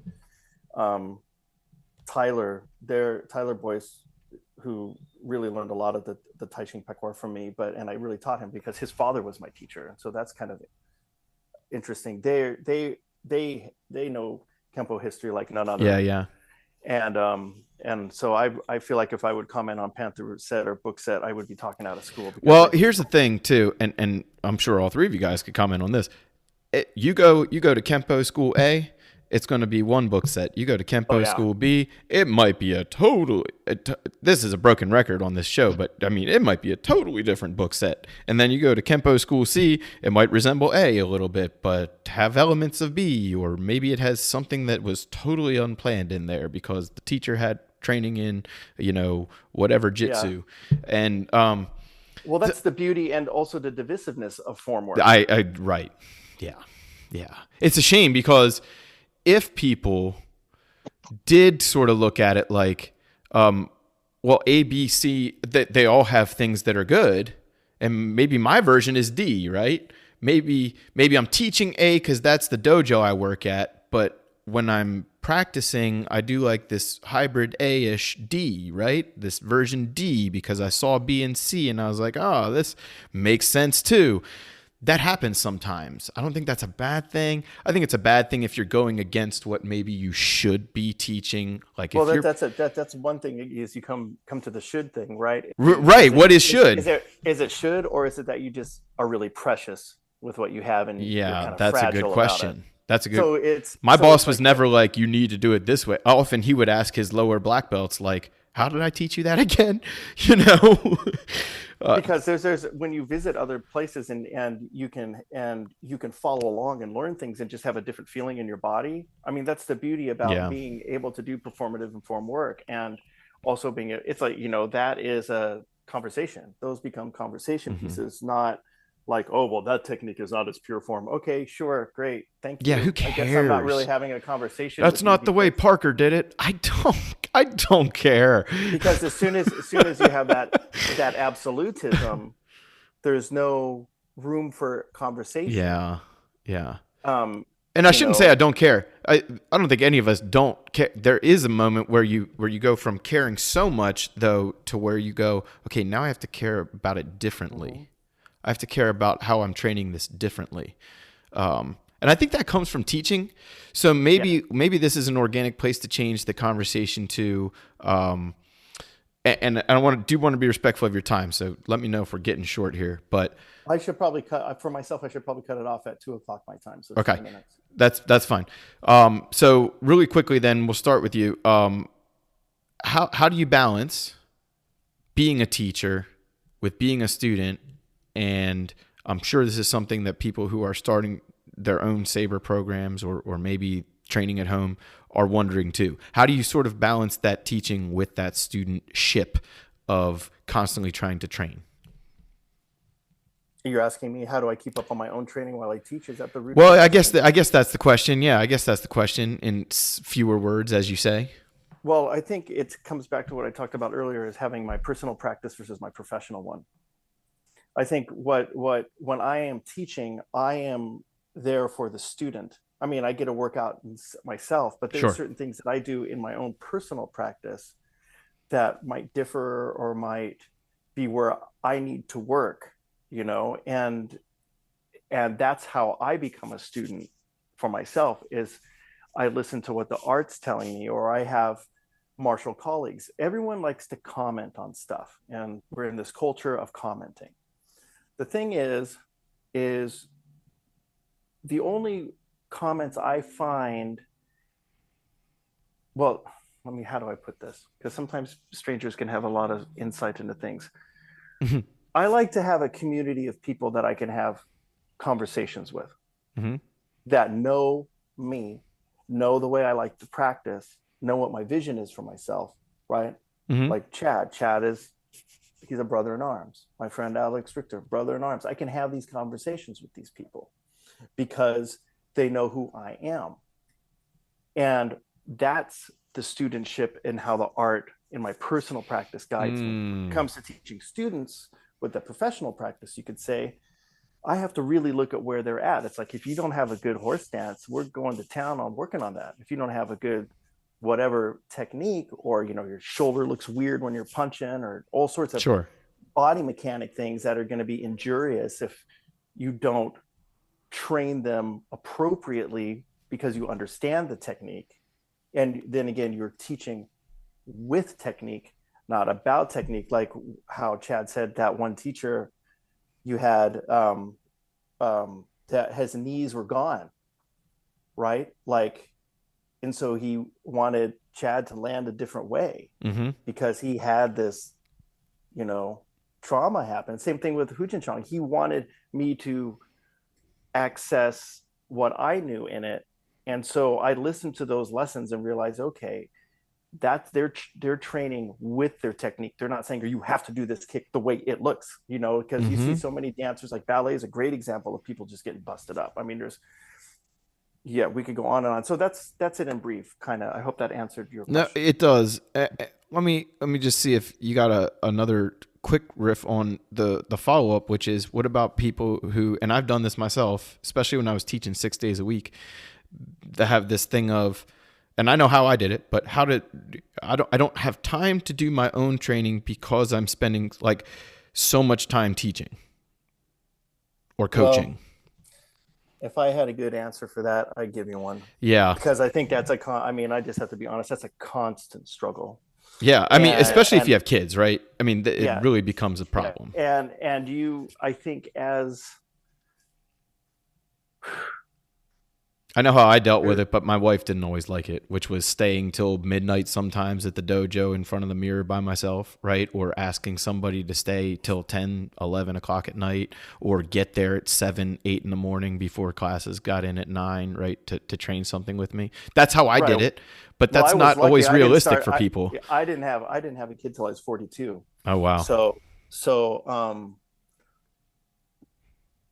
and the people I've been involved with in my life that I've had as partners are also like professional dancers and professional artists in a way. So I didn't have necessarily that grief. But it's, you're always in a relationship with burnout. It's a constant rondori. It's a constant wrestling. And so I don't really have any tips other than just don't hurt yourself. Yeah. I think also too, if please jump in. Yeah. If you're talking about people who are looking to get in, who are students now and they want to start their own group or program or something like that, how do they get to the point where they're, teaching and stuff like that? And because, if you are running a group and you don't have, a Robin to your Batman, if you will. Training experience. You don't have anybody. You don't have a teacher. You don't have anything like that, and all that. Seek that kind of stuff out. It can be hard. It can be humbling. Sure. It's not necessarily all fun and games and all that kind of thing, but that's the kind of thing that you're going to have to learn to navigate yourself if you want to do that. And you got to be able to, so if you're teaching people how to fight, or if you're teaching people how to compete, and people say, because are we really fighting? I don't know, whatever. But if you're teaching people how to do that, or whatever, you should definitely do that, right? You don't Mm-hmm. have to be successful. You don't even have to be any good at it. You know, I agree. you can coach people to do things that you yourself cannot do. And that is the purpose of a coach and all that kind of stuff. But you need the experience, the visceral experience of going through it, so that you can understand what's happening to the athlete in that particular Mm-hmm. area. Now, from a traditional kind of like teaching standpoint, like with martial arts and all of that, learning forms and all of that kind of thing,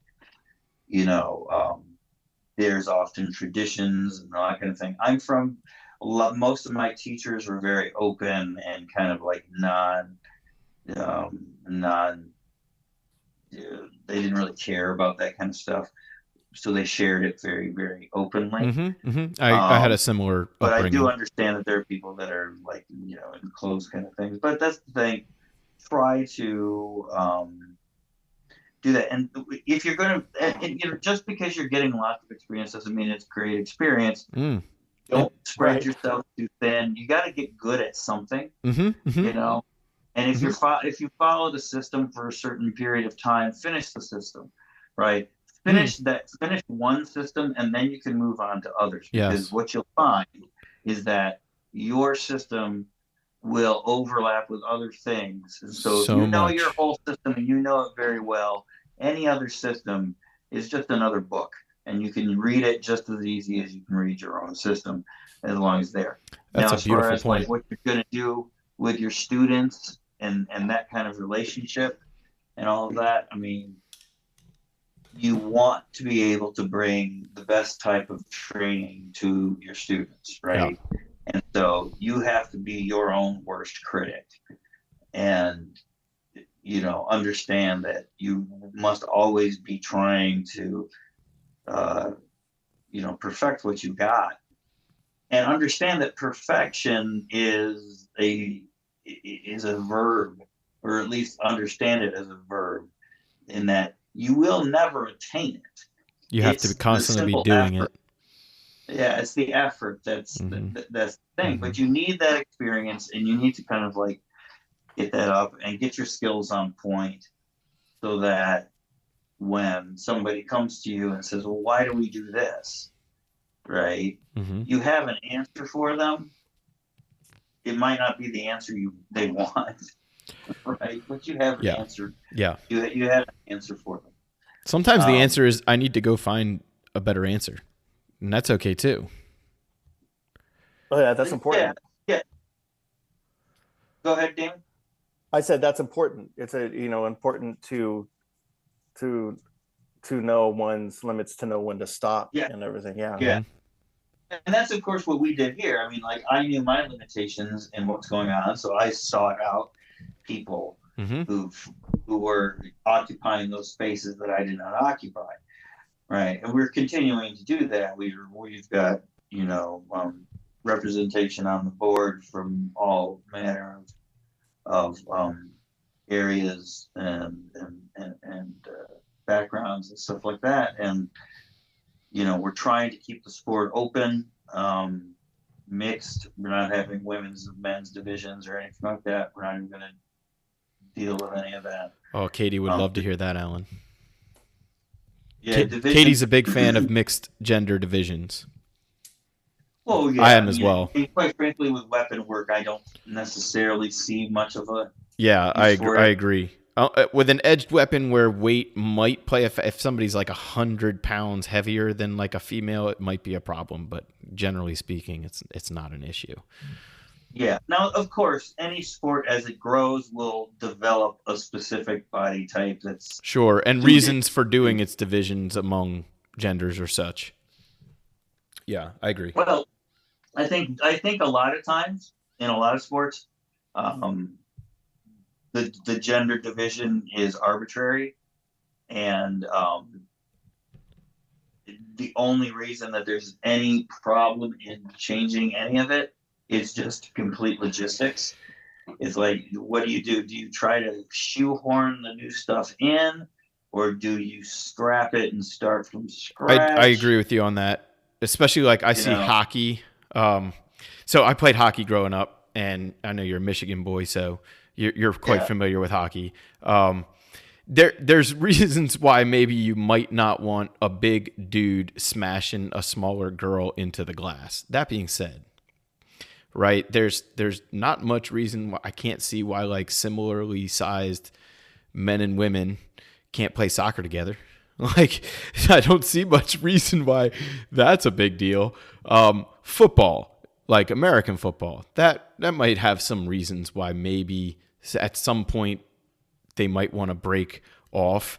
But at the same time, like, you know, a 135-pound woman and a 135-pound man, or a 125-pound man, maybe, why couldn't they like do a boxing match? You know what I'm saying?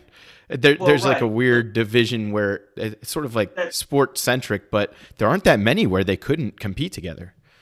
Well, that's the thing. You know, you're always going to have a certain amount. There's a lot of overlap between people. There are women who are extremely big and strong. Sure. Yeah. You know, much stronger than most men, and there are men who are, you know, much more feminine than women. Yeah, and training does play a part in that as well.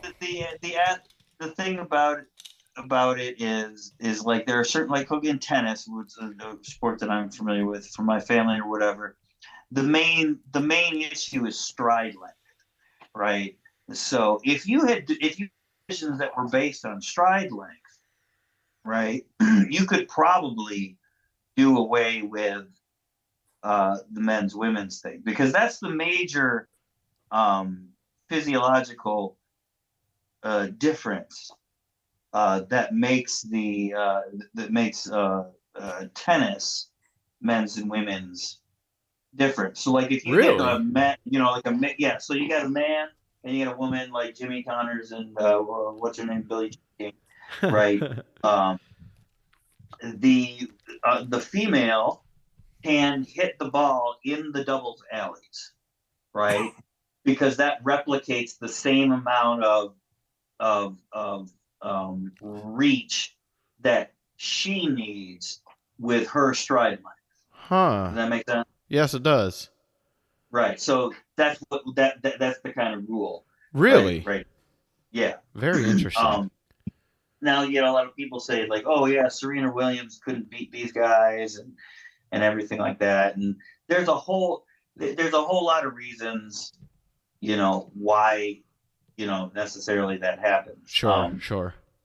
I don't know what the exact argument or policy is with tennis. I know in fencing, transgender and that compete under the gender that they identify as. Yeah, and I would argue that with fencing, it shouldn't really matter that much. Exactly. So, you know, yes. Like, for instance, in Columbus, a transgender woman, actually from this area in Plymouth, Ann Arbor, won women's vet foil or epee, I can't remember. But right now, she is admittedly much taller than her competitors. But, you know, there are other non-transgendered fencers at that same event who are also much taller than their competitors. Yeah. So it's not like it's a strange thing to have that kind of discrepancy happen between competitors. We have 5 females in our MMA program, at our adults MMA program, and all of them are under 5'8", except for one, and she's like 6'2". So to your point, and she's talking about doing a sparring tournament soon, like, and I told her like a lot of the people you're probably going to go against are going to be more like my height. I'm 5'7". I was like, they're probably going to be more like my height, you know, or shorter, and they're going to be fast as hell. You're going to have the reach though, so you know there's a balance here to play with, and you know that's the same. Like my weight class, forget it. Like I could fight 170 or 185 any day of the week, and at 5'7". You know what I'm saying? The average dude in that weight class is 5'10" or up. So it just goes to show, like, even within each gender, there's like discrepancies that could or could not have an effect. And Alan, Katie, I mentioned Katie. She's one of our board members, and she's just she's a strong chick, and she is fast, and she is very defensively capable, and she has always had a problem with like feeling like she was not able to compete with all the dudes and stuff. It's like, why are you making me compete with? Like, why can't they just compete with us? Was her attitude. Why can't those girls over there just compete with us? And she's saying us, identifying herself with the other dudes in there, because to her it's just lightsaber fighting. Like, there's no reason why it can't just be lightsaber. And that's the way I grew up in martial arts. Every karate student, it didn't matter if you had the necessary tackle between your knees or not. You were, and I say necessary in air quotes, you were going to spar everybody in the room until time was up for the class that day. That's just the way it was. I mean, think about it. Let's just say you do martial arts for self-defense. Let's say you go to Krav Maga school in the strip mall and you just want to do martial arts for self-defense. Like, you don't get to choose who's going to attack you if somebody's going to attack you. You don't get to choose what their body shape is, who they are, what they look like, where their background is, if they have training prior or not. You don't get to choose any of that. So why does it really matter in like sparring if it's not a matter of like a 250-pound dude competing with like a 150-pound lady? There might be some situations there. We don't really want a self-defense situation on our hands, but that's competition. In real life, you don't get to choose. So why does it really matter in practice or in safe competition where with like a foil epee saber, like how much does it really matter what weight class you're in? I don't think it matters at all. They don't weigh you at all, do they? In fencing? No, there's no weight class in fencing. No. Yeah, and in most martial arts tournaments, traditional martial arts tournaments, there's a rank division, or an age division, but there's not often a weight division unless it's like a ranked kickboxing match or something like that.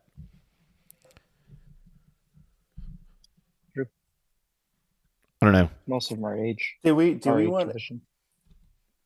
Do we want to touch base about because I know earlier before we started we were talking about look at the clock. We've only got a few minutes left with you. Do we want to touch base about August? Yes, I do, and I'm glad you said that because I didn't want to do it without you. But yes, both of you, whoever wants to take that off, let's talk about light fencing and what we're going to be coming up for in August, because we've mentioned it on the podcast before that we are coming up to see you guys in a few weeks. Yeah, so in August, 16th through 18th, I believe, we have 3-day workshop. Well, it's a 3-day series of workshops for coaches, judges, and combatants. For if anybody wants to do coaches, we'll come for all 3 days. There's a little bit on Friday, and then Saturday, and then the Sunday. And then judges will come for the 2 days. Combatants can just come for the 1 day, which will be Saturday. And we're going to go through all the rules, how to implement them, all of that kind of thing for coaches and club owners and stuff like that. Go through the needed equipment, the needed, this, that, and the other, as far as requirements for certification and all of that, and how to get students certified and such like that. And then for the judges, just how to, basically judge what's going on in the rule set, and so that we can have more officials in our tournaments. So this is for light fencing, which to the underinformed, we'll say, would sound just like anything else we talk about, but this is specific to like official French what is the So the French Fencing Federation accepted lightsaber as the fourth fencing weapon. Okay. And this is the rule set which they accepted. It was authored by my student at the time and our knight over in instructor in France, Cedric Giroux. Okay. And he's no longer with either organization, I don't believe.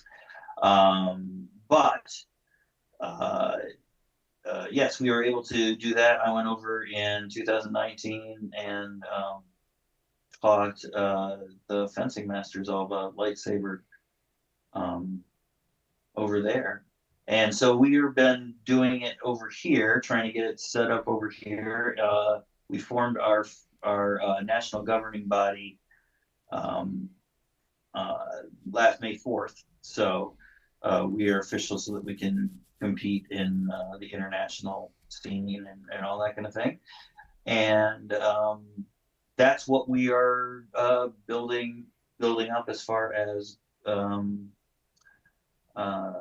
participants and stuff that goes. So members of to join the team and all that kind of thing, and get in on the ground floor on the growing sport and be able to go overseas and compete with other people. So I will put. Team USA. I'm sorry. Go ahead. No, I was gonna say, yeah, let's make Team USA happen. So Yeah, I will exactly. put a link for that in the show description. I will make sure it's on the YouTube show description as well. And that's right through Eventbrite. You guys can sign up right there and sign up for any of the 3 tiers that Chad talked about. And Alan and I signed up for the whole kit, the whole caboodle. So what I'm hoping is also that we just get some time to hang out and do some dojo time together, maybe record a live podcast with these gentlemen. And also, Alan, there's just so much need for Saber Valhalla. It's screaming from the rooftops. Absolutely. So, Alan and/or Damon, I know Damon, you're trying to creep your toe out the door here. Anything you want to say before we start wrapping up here? Well, I'm really thankful for this discussion. Thanks for having me on and us all talking together. And yeah, right on. I'm just very thankful. I agree with that. The text I sent Alan earlier about being excited to talk with some Saber martial arts OGs. I mean, it's been everything I wanted, and unfortunately, not enough of it. So, in about 4 weeks, we'll make this happen again. And I think the introductions will not need to be so necessary this time. So we'll get to just talk, which will be fun too. Maybe pop an adult beverage and just talk. So that'll be cool. Okay, so Damon, do you have to head out? Yeah, I should probably head out because I'm here out in Oregon with family and I got to take care of some of that stuff. If anybody wants to talk to you about martial arts or lightsabers, how can they do that? I'm on social media. My accounts are private that way because I'm a school teacher. Sure, I'm the same way. I do have a website. If you just Google my name, Damon Honeycutt, DAMON HONEYCUTT. I'm pretty approachable, yeah. So I guess that's the best. And people could probably get in touch with you through chat as well if they needed to. Completely, correct. yeah. And most of the time when addressing lightsaber stuff, Chad and I are usually doing it together. Yeah. So I was going to say, yeah. So, yeah, but yeah, just you can find me. Mm-hmm. I'll be around the way. You could say I'm here. I'm here. Anyways, really great talking to you all. Yeah, we really appreciate you taking Alan, this Art, chunk out of your. I know your time is especially valuable these days, so I really appreciate you thanks. taking your time out. Of course, and Thank Chad, we'll talk soon, I'm sure, and hopefully I'll talk to everyone soon. And have a great rest of the day. Yeah, you as well. Thank you very much. Take care now. You as well. So, Chad, same question. What would you like to wrap up with? Something to do with light fencing or TPO? What do you guys got going on? In addition to what we're going to be doing in August. Well, we're going to be doing what we're doing in August more and more and more. So hopefully we'll be popping up in local areas, either at clubs that will host us, or probably some fencing events, maybe a couple of kung fu events, something where we can do something kind of satellite and start getting people, at least combatants, trained up in the rules so that we can get people, playing the game, and then, like Alan said, getting Team USA to happen, so we can Oh go yeah. over. Yeah. So then let's say you've tickled people's interest. How do we get in touch with you and Terra Prime and get involved with anything? Well, you can go to our website, terraprimelightstarmory.com. We have a contact sheet over there. You can email me, usually at Terra Prime Lightsaber Academy at gmail.com. Although I will warn you that I am extremely busy right now. I do not have a whole lot of time for communications out of official stuff, but if anybody is interested, I can throw some information out. I will definitely try to, or throw you to somebody who can. Love that. Um, Love that. yeah, so that's probably the best advice there. So you can also reach us in social media, Facebook, and that kind of thing. And yeah, I mean, I'm excited. I told Alan, and anybody who's listened to the show has heard me say this. Like, it's different than what I'm used to doing, so I'm interested in doing it. And it'll be cool to take a little. I haven't seen Alan in a couple years. I only see Alan every couple years lately, so that's another thing that's exciting to me. And the other thing is, you mentioned doing more of it. We would love, because we're planning to do similar things as well. I know Courtney from Saber Light has something coming up in October. We're planning to do these types of things as well. We'd love to have light fencing as a element of that, because that's another martial art that comes up in the mix of lightsaber training.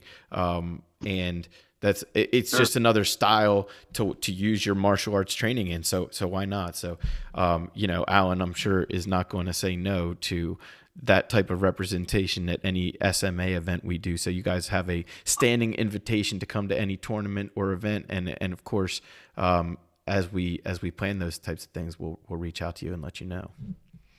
much appreciated. Yeah. Oh yeah. So, Chad, you'll have to take us to the best French fries in Ann Arbor. Alan, you're not on a Oh, French fry diet, are you? Not by what? then. Okay, I'm No. on an only French fry diet, if that's a thing. And maybe some No. good pizza. You'll have to show us where that is too. So yeah, Yeah, if you yeah, that's pretty cool.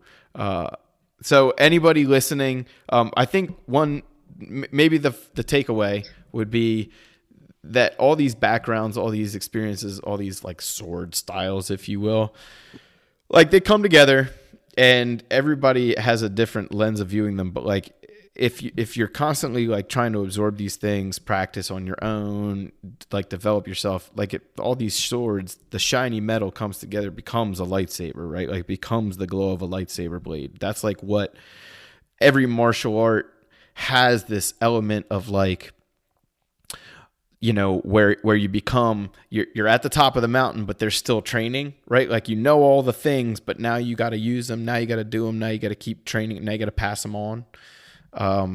That you're capable of doing that regardless of what your background is. I mean, I don't need to like rush out the door, but like, Alan, we haven't heard from you much. What's kind of something you want people to go away with after all of this talk? Know that there's more out there than just me and you talking about it. There's a bunch of conversations all the time, every Mm-hmm. time, everywhere Mm-hmm. about this. The world is much bigger than you think it is. And even if you can't find uh, somebody else to teach you in your local area, there are tons of other ways to learn and be a part of the global community. So when I'm talking about Team USA, I'm actually talking about creating a worldwide, Mm-hmm. experience. Because let's face it, Star Wars is a worldwide experience. It's been part of our culture for, almost half a century now. So Yeah. eventually, and we are at the precipice of it. You heard me say this again. We're at the precipice of the um, consensus of sportification and actually becoming much more accepted as far as a sport is concerned or a competition is concerned from just your normal people. And it might not be everybody's thing, just like, I don't know, curling or, skeet shooting, but it's there. And there is a culture and a subculture Yeah. behind it that we would like to inspire and aspire to be greater. Hmm. Yeah, I don't have anything better. Chad, you got something to go along with that? Maybe your Jerry Springer's closing thoughts? Oh, yeah, I don't know. Well, yeah, I, I think as far as like all of this goes, you have to remember to, and I want to know that there's more behind what you're seeing than most people will take account for. Mm-hmm. Um, like uh, people who are doing my forms, right? And the French have incorporated my forms into their thing, and they're doing that thing. They've incorporated my forms to such detail that one of my mistakes is now codified in their performance. Yeah, pretty funny. Oh. Yeah. So yeah, and it's one of those mistakes where I was watching the video when I was doing the original video. I was like, oh, I should reshoot that, and I was like, nobody will notice.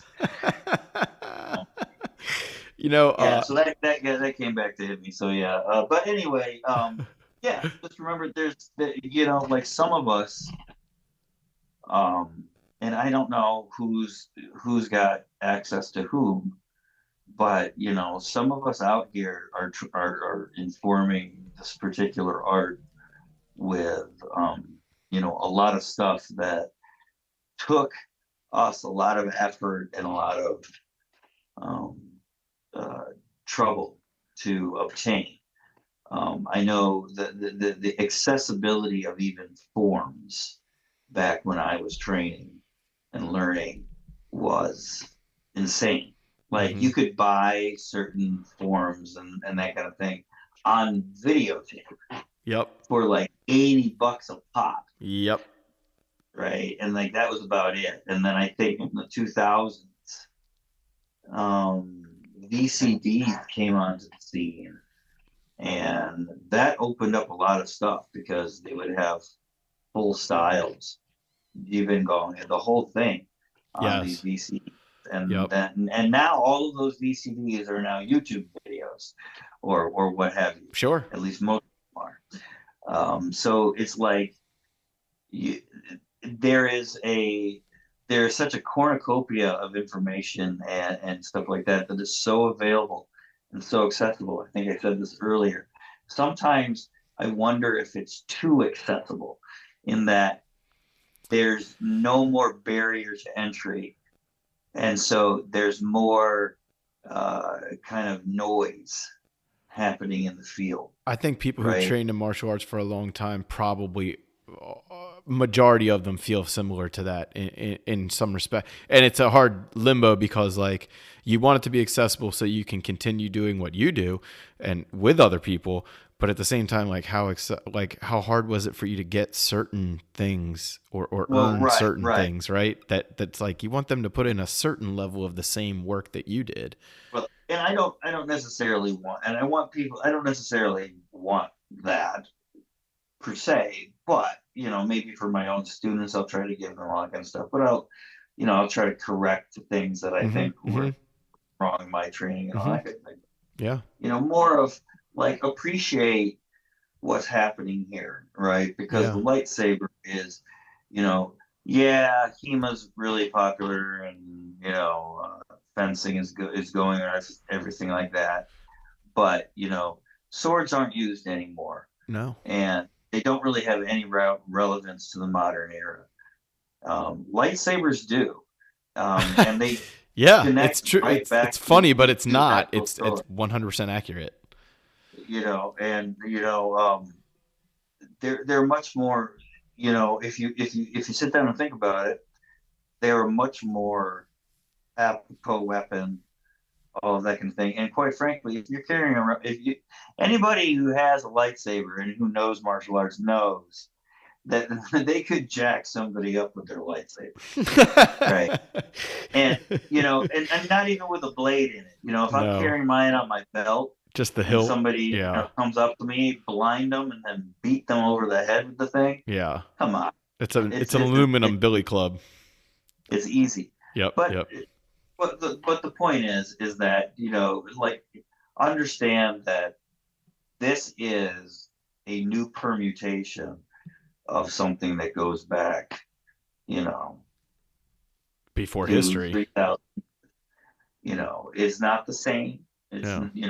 none of it's the same. Everything is specific to today, but what is behind it is the stuff like me and Damon have studied, which we went after because it's from there. You've gone after certain stuff. Everybody's got other stuff that's coming from this. And all of this is from this body of knowledge, which has been growing Mm-hmm. for, thousands of years. Mm-hmm. Again, that doesn't make anything modern or not modern. It's just, it's part of the continuum. Yeah. And, I want to bring a little bit of respect to that aspect of it. Now, of course, have fun. That's the whole point of it. The whole point of anything, of all of this, games, all that, have fun, right? Yeah. But why are you doing it? Why is the lightsaber so much? Why do we gravitate toward it? Because it's fun, not because, oh yes, I can do this very real. No, it's fun, right? It's a glowing stick. Come on. I say this to all the fencing coaches. Like, you want your kids to do half-hour footwork? Give them a glowing sword. Give them a glowing sword. Yes. I mean, they'll be happy. Alan, that sounds like you too. Like, remember, you're holding a lightsaber. Right. How much You're fun? Automatically 20% cooler. Yes. Right. Yeah. 25% more fun already being had. Yeah. Yeah. I mean, I'm glad you said that, because that was going to be my closing thought. So, you said it for me. At the end of the day, it has to be fun. You do have to treat it seriously in order to get any sort of progression or results, or, develop the community you want to be in. Sure, you do have to take a certain level of seriousness and personal practice and such. All the things we already talked about. But yeah, at the end of the day, man, if you're not having fun, like, why are you doing it? And, go from there, because you're holding a lightsaber. Your 5-year-old self is screaming at you the words "thank you." So just deal with that. Have fun. Okay, Terra Prime Light Armory. Check them out on YouTube. Check them out on their website. Check them out. Social media all over the place. They've been around for a long time, as we said, and they, with any fortune, will be around for a long time after. And so we're excited to see you in person in a few weeks. Alan, we'll do as much as we can, and we'll have as much fun as we possibly can. Check us out on sabermartialarts.life. Check us out on YouTube as well. Check out our Instagram at SMA Foundation. And if you need to get in contact with anybody, you can do so through us as well. Let's just say, in the off frickin' chance that you can't find Terra Prime, first of all, your Google foo is broken. Go back to the dojo or training hall or whatever you call it, and train your Google foo some more, because you should be able to find it no problem. But if you need to get in contact with anybody, you can also do so through us at Saber Martial Arts Foundation, or sabermartialarts.life. Okay, cool. That's everything. Check out the podcast, past episodes, if you haven't already. By the way, I appreciate you subscribing. Subscribe to Terra Prime. Subscribe to our things. And by the way, bring your own saber. This party's over.